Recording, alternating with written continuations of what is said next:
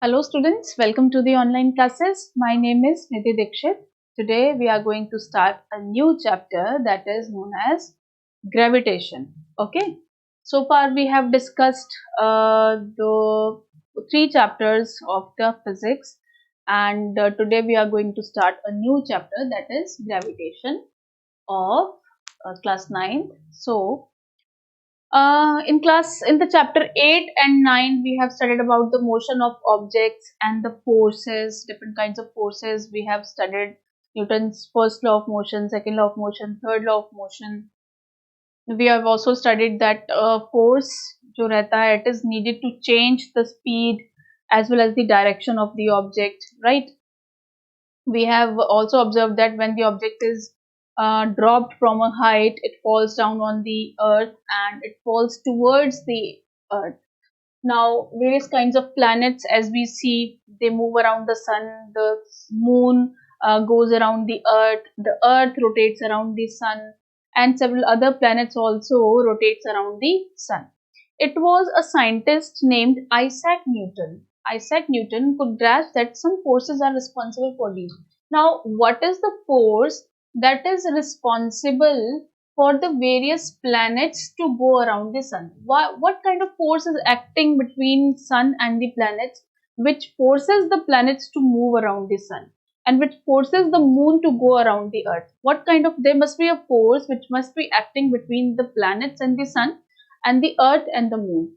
What was that force? So it was Isaac Newton who who was able to grasp the fact that there is a force which is acting between these things. So what was that force? That force was called as the gravitational force. क्या कहते हैं उसे? Gravitational force बोलते हैं.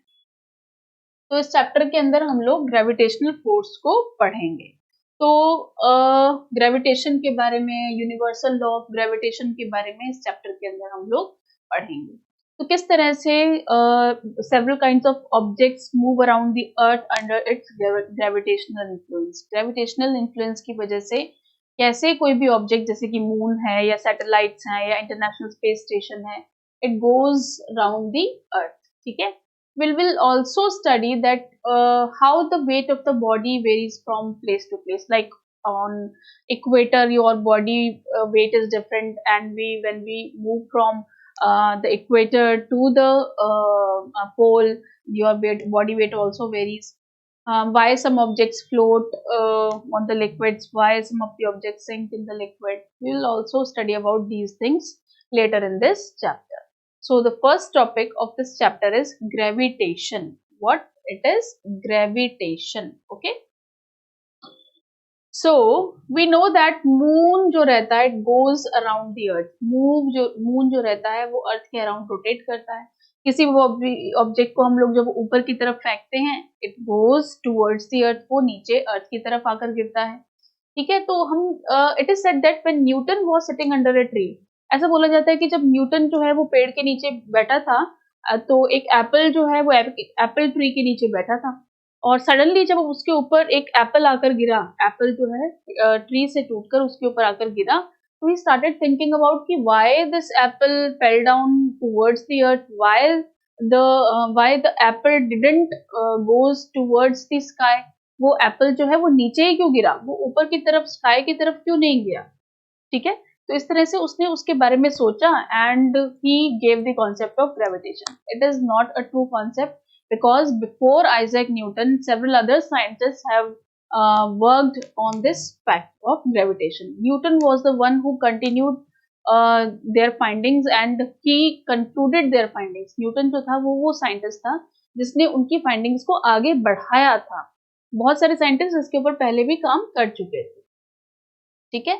तो he thought that Newton ने क्या सोचा कि if the earth can attract an apple, अगर अर्थ किसी एप्पल को अपनी तरफ अट्रैक्ट करती है, तो एप्पल में भी कुछ एक अट्रैक्टिव फोर्स होना चाहिए जिससे कि वो अर्थ को अपनी तरफ अट्रैक्ट करे. तो there must be a force which must be working between the apple and the earth. तो उसने ये भी सोचा कि why cannot the moon attract the earth? Moon और जो एप्पल हैं वो अपने तरफ अर्थ को क्यों नहीं अट्रैक्ट कर सकते. तो क्या और इन दोनों के बीच में जो फोर्स काम कर रहा है, क्या उन दोनों के बीच में सेम फोर्स काम कर रहा है या अलग अलग फोर्स काम कर रहा है? तो उसने he started working in this direction, उसने इस तरफ काम करना स्टार्ट किया। तो और जब उसने ये भी सोचा कि जब मून जो है अर्थ के टुवर्ड्स घूम रहा है, तो वो अर्थ के ऊपर गिर क्यों नहीं जाता, वो उसके चारों ओर घूमता घूमता क्यों रहता है, या हमारी अर्थ जो है वो सन के अराउंड घूमती है, तो वो गिरते घूमते घूमते गिर क्यों नहीं जाती। तो इसने सोचा कि कुछ ना कुछ फोर्स होना चाहिए जो मून को अर्थ के साथ और अर्थ को सन के साथ एक तरह से बाइंडिंग एजेंट का काम करती है। तो इसने इस बारे में सोचना चालू किया। ठीक है, तो let us try to understand the motion of the moon by recalling the activity 8.11.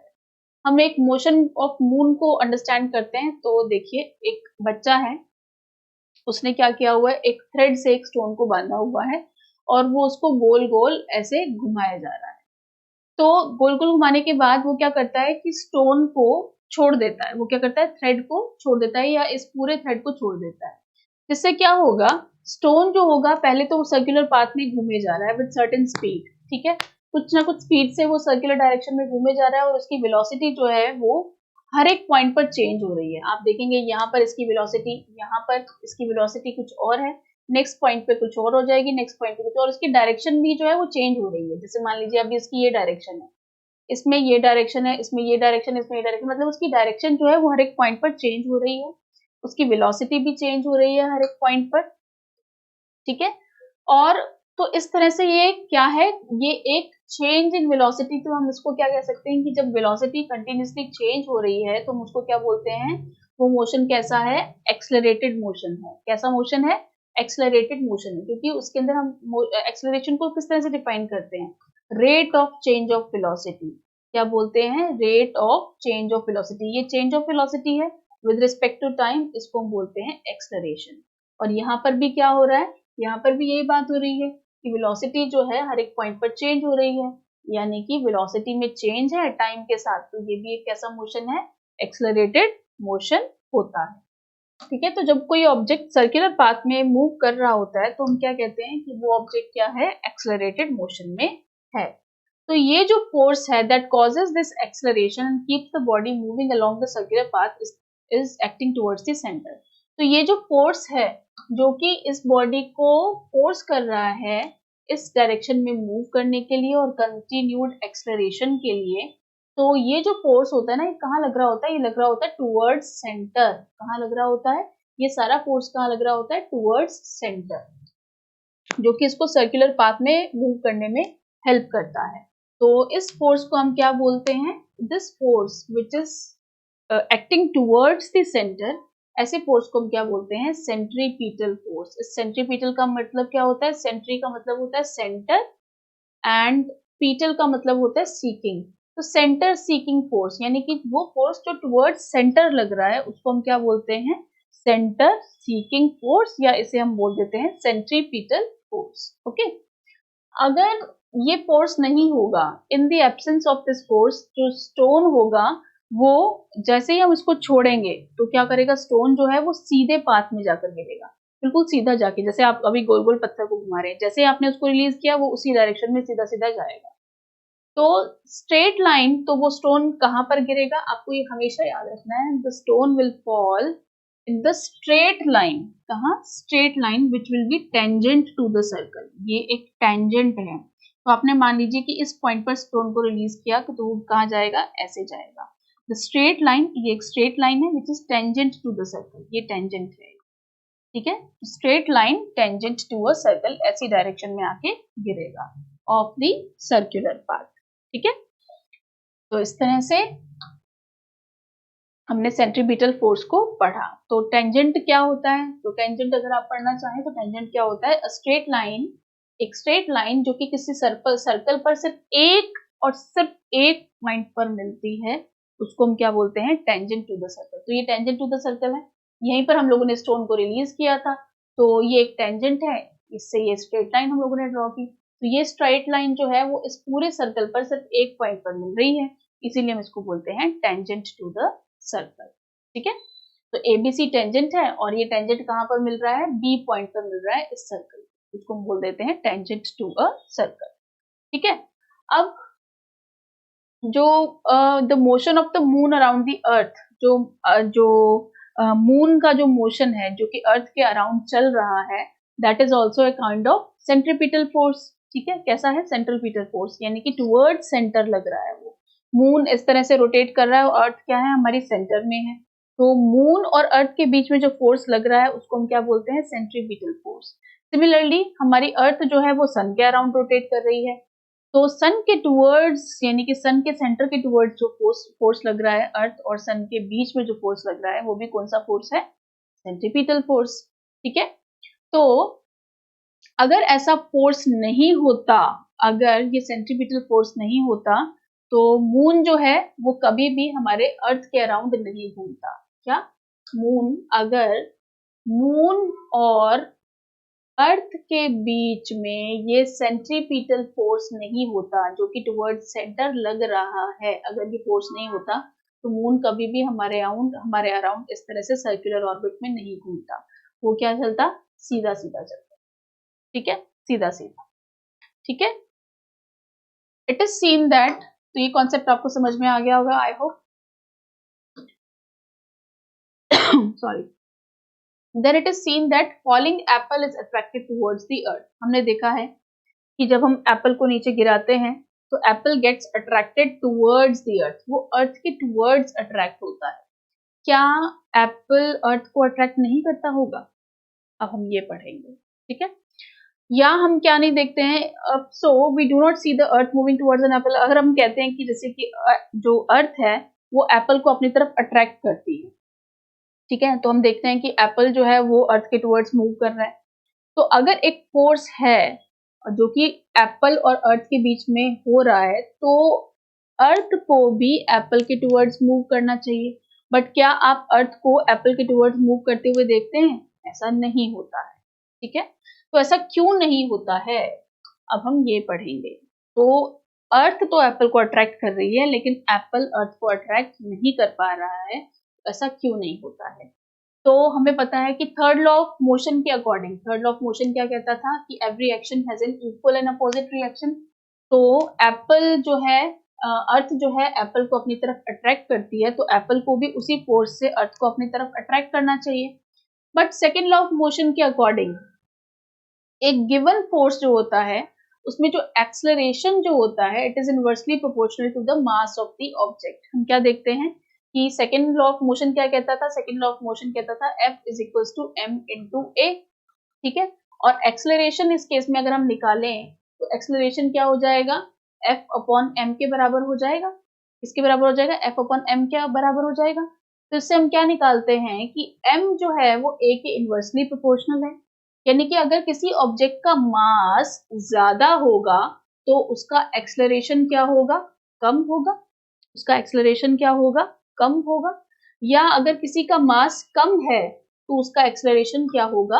ज्यादा होगा। तो हम इसी चीज से कंक्लूड कर लेते हैं। तो यहाँ पर अगर हम एप्पल की बात करते हैं और अर्थ की बात करते हैं तो मास किसका ज्यादा है? ऑब्वियसली अर्थ का ज्यादा है। तो मास जो है वो अर्थ का ज्यादा है, तो इसलिए उसका एक्सेलरेशन क्या होगा? वो होगा कम। इसीलिए हमें थर्ड लॉ सही बात कहता है कि every action has an equal and opposite reaction. तो जिस फोर्स से अर्थ अपनी तरफ एप्पल को अट्रैक्ट करती है उसी फोर्स से एप्पल को अपनी तरफ अर्थ को अट्रैक्ट करना चाहिए। बट सेकेंड लॉ में हमने ये भी पढ़ा है कि F जो होता है वो m इंटू a के बराबर होता है, और अगर हम यहाँ से a की वैल्यू निकालें तो a जो होता है वो m के इनवर्सली प्रोपोर्शनल आता है। यानी कि अगर किसी का मास ज्यादा होगा तो उसके अंदर एक्सेलरेशन क्या होगी? कम होगी। अर्थ का मास जो है वो ज्यादा है तो उसकी एक्सेलरेशन यानी कि उसकी मूवमेंट जो होगी वो क्या होगी? कम होगी।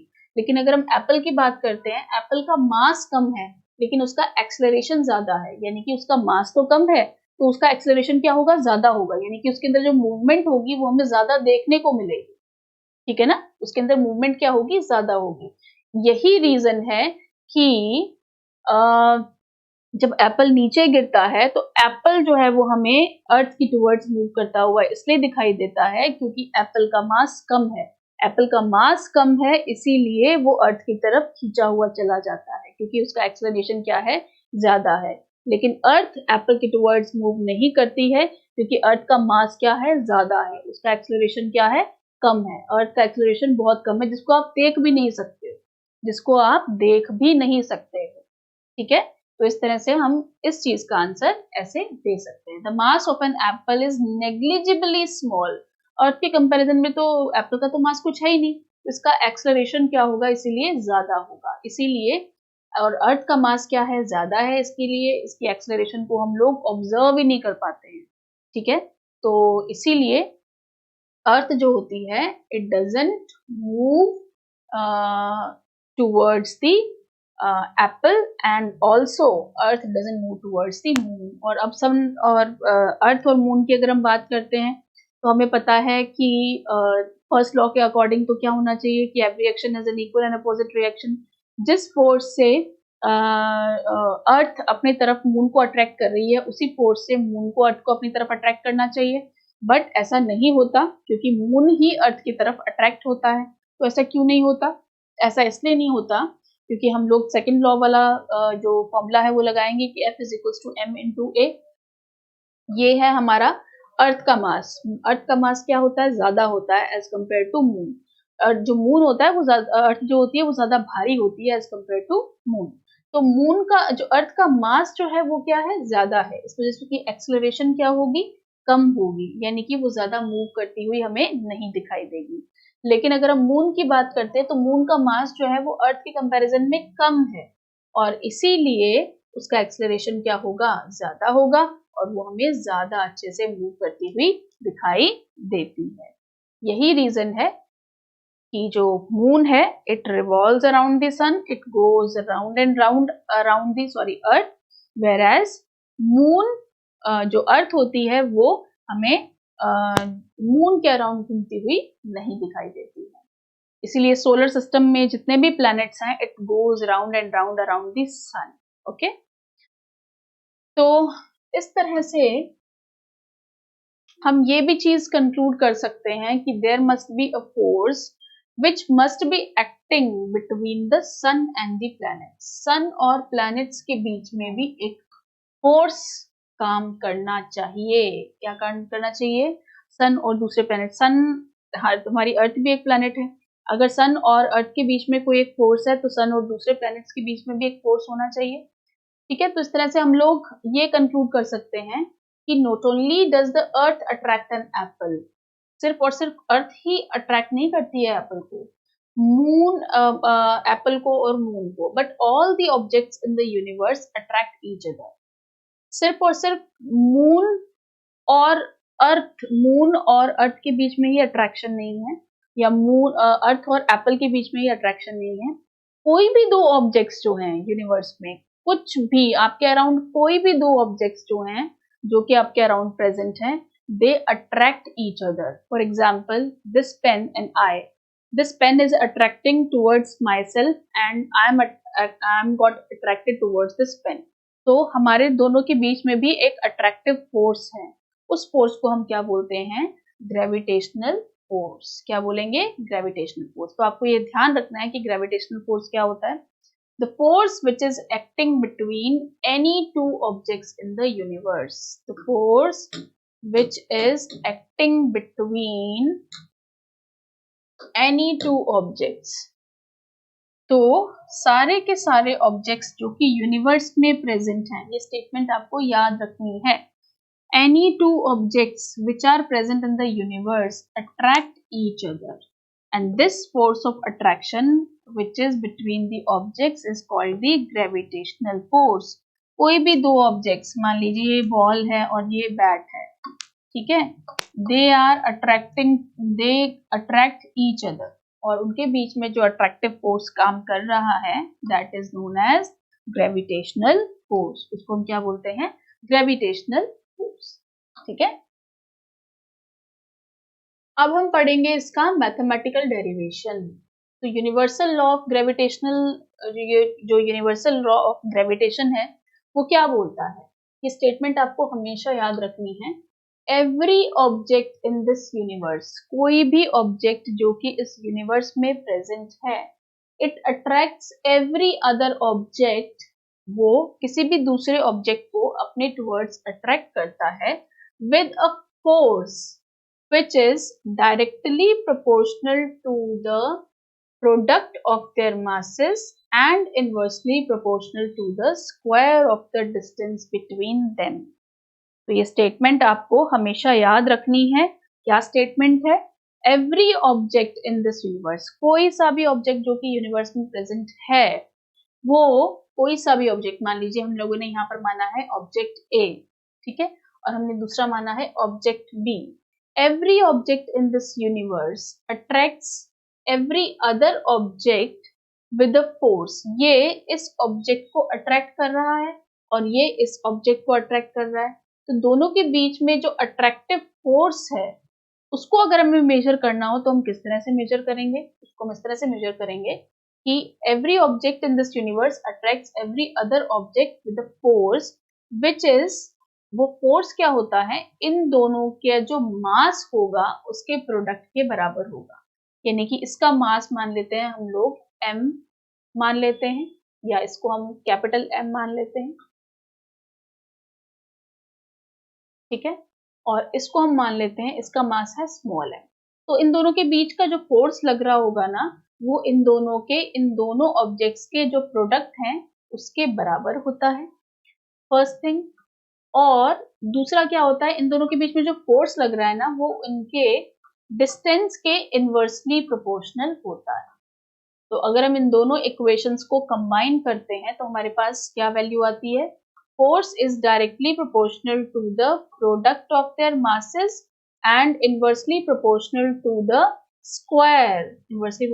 square of the distance between them. इनके बीच में डिस्टेंस कितना है? d. आपको ये ध्यान रखना है कि इनके सेंटर, किसी भी ऑब्जेक्ट के सेंटर से हमें डिस्टेंस लेना है, किसी भी ऑब्जेक्ट के सेंटर से हमें डिस्टेंस लेना है. तो ये जो डिस्टेंस होगा उनके सेंटर के बीच में वो है d. तो जो फोर्स होगा वो इनके डिस्टेंस के इनवर्सली प्रोपोर्शनल होगा. तो हमारे पास ये स्टेटमेंट निकल कर आती है. बाकी जो रेस्ट ऑफ द इसका डेरिवेशन है वो हम लोग नेक्स्ट क्लास में पढ़ेंगे. Thank you.